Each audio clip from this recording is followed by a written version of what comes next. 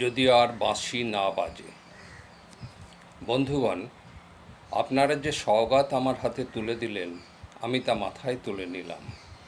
আমার সকল তনু মন ও প্রাণ আজ বীণার মতো বেজে উঠেছে।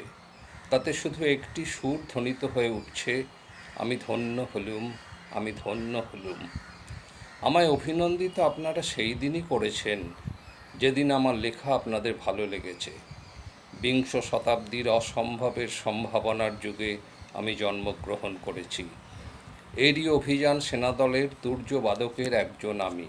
এই হোক আমার সবচেয়ে বড় পরিচয়। আমি এই দেশে, এই সমাজে জন্মেছি বলেই শুধু এই দেশেরই, এই সমাজেরই নই, আমি সকল দেশের সকল মানুষের। কবি চায় না দান, কবি চায় অঞ্জলি, কবি চায় প্রীতি, কবিতা আর দেবতা সুন্দরের প্রকাশ। সুন্দরকে স্বীকার করতে হয় যা সুন্দর তাই দিয়ে। সুন্দরের ধ্যান, তার স্তব গানই তার ধর্ম।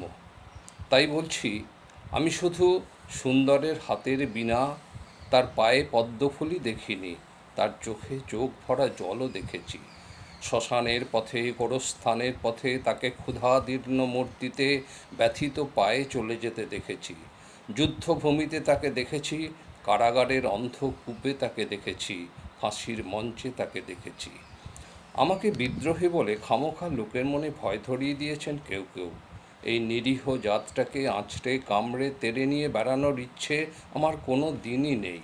আমি বিদ্রোহ করেছি, বিদ্রোহের গান গেয়েছি অন্যায়ের বিরুদ্ধে, অত্যাচারের বিরুদ্ধে, যা মিথ্যা, কলুষিত, পুরাতন, পচা, সেই মিথ্যা সনাতনের বিরুদ্ধে, ধর্মের নামে ভণ্ডামি ও কুসংস্কারের বিরুদ্ধে।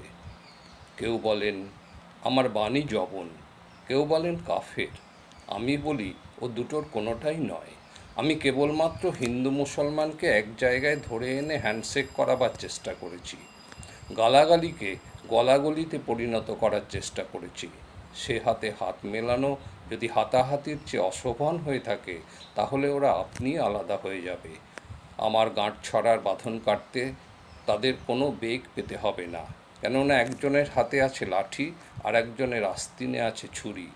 হিন্দু মুসলমানে দিন রাত হানাহানি, জাতিতে জাতিতে বিদ্বেষ, যুদ্ধ বিগ্রহ, মানুষের জীবনে একদিকে কঠোর দারিদ্র্য, ঋণ, অভাব, অন্যদিকে লোভী অসুরের যক্ষের ব্যাংকে কোটি কোটি টাকা পাষাণ স্তূপের মতো জমা হয়ে আছে।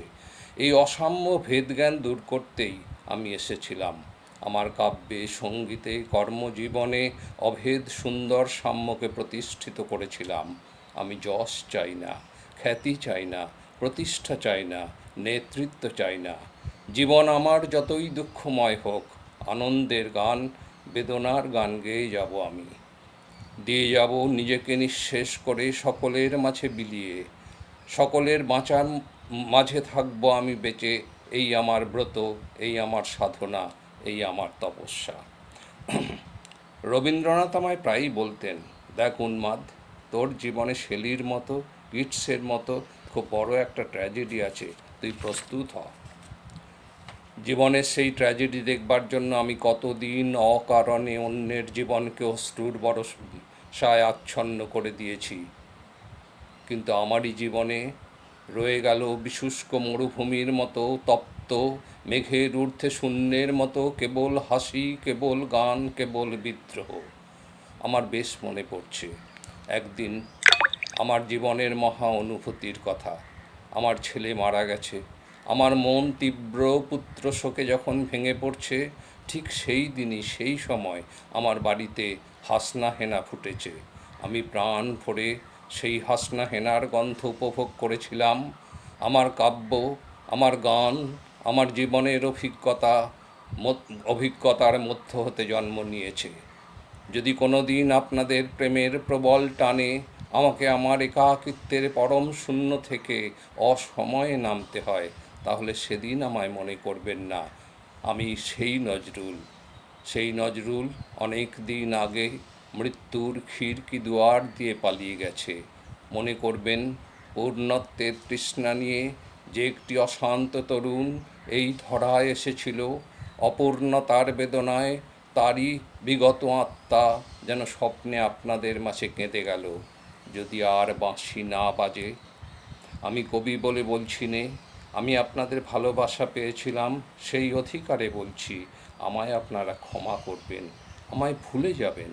বিশ্বাস করুন, আমি কবি হতে আসিনি, আমি নেতা হতে আসিনি, আমি প্রেম দিতে এসেছিলাম, প্রেম পেতে এসেছিলাম। সেই প্রেম পেলাম না বলেই আমি এই প্রেমহীন নীরস পৃথিবী থেকে নীরব অভিমানে চিরদিনের জন্য বিদায় নিলাম। যেদিন আমি চলে যাব, সেদিন হয়তো বা বড় বড় সভা হবে, কত প্রশংসা, কত কবিতা বেরোবে হয়তো আমার নামে। দেশপ্রেমিক, ত্যাগী, বীর, বিদ্রোহী, বিশেষণের পর বিশেষণ, টেবিল ভেঙে ফেলবে থাপ্পড় মেরে বক্তার পর বক্তা। এই অসুন্দরের শ্রদ্ধা নিবেদনে শ্রাদ্ধ দিনে বন্ধু তুমি যেন যেও না। যদি পারো চুপটি করে বসে আমার অলিখিত জীবনের কোনো একটি কথা স্মরণ করো।